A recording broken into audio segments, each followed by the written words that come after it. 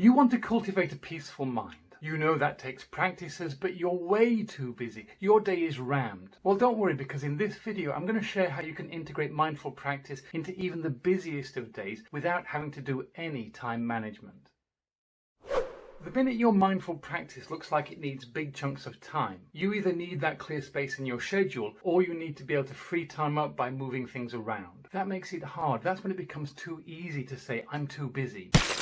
The key to integrating mindful practice into a day that's that busy is to find a way of not needing to clear time. That means starting with micro practices and finding the natural gaps and pauses that exist in even the busiest days. Let's start by finding those natural gaps. Here are 10. Number 1, those first few minutes in the morning between waking up and getting up. You might get up quickly after waking up, but there's always an opportunity to create at least a short pause there. Number 2, on the opposite end of the day, those few minutes between going to bed and falling asleep. Number 3, those short micro breaks we get between tasks and meetings. I know those breaks can be short, but they exist, and they're an opportunity to create a pause, even if it's only a small one. Number 4, the time we spend at the water cooler or the kettle. Number 5, the time we spend walking from one place to another, such as from desk to meeting room, or better still, to the coffee shop to snatch a quick coffee. Number 6, the time we spend queuing for our train if we catch the train, to check out at the shop that we're buying our sandwich at, or to place that coffee order. Number 7, any time we spend on the train or in the car where we're not driving. Even if we are the driver, there's an opportunity for a small pause there between getting in the car and setting off, or between arriving and getting out, even if it is just enough time to take a breath and count to 10.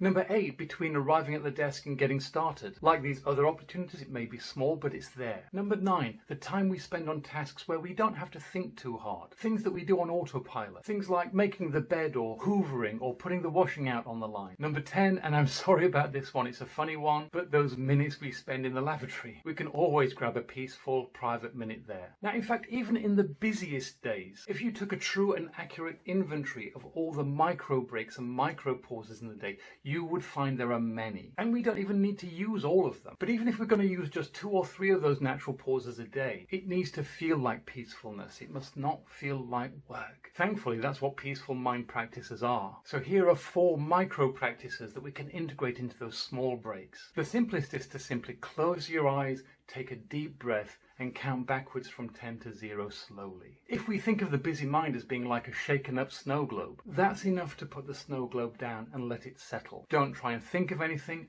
and don't try to not think of anything. Just let go. That alone, practiced several times a day, will calm the mind. Another is to relax the muscles around the eyes and stare at something blankly for a short time, like when you stare at a candle or gaze into an open fireplace. A practice that you can do on the move, like when you are walking to the coffee shop, is to put your attention in the center of the body, around the navel, and imagine that everything you see and hear is being seen and heard there, not up here, but there. And that all your thinking and awareness of what's going on around you is going on there, not here, there. And one that you can do whether you're moving or still is to connect your mind and your thinking with this moment. Your thoughts up here are almost always taking us into a past memory or into a simulated future. Get out of those past memories, get out of those future simulations, and become aware of what's happening now. Now, if you're integrating peaceful mind practice into a busy day, the chances are you also need help to stop thinking about work sometimes. This video here will help you with that.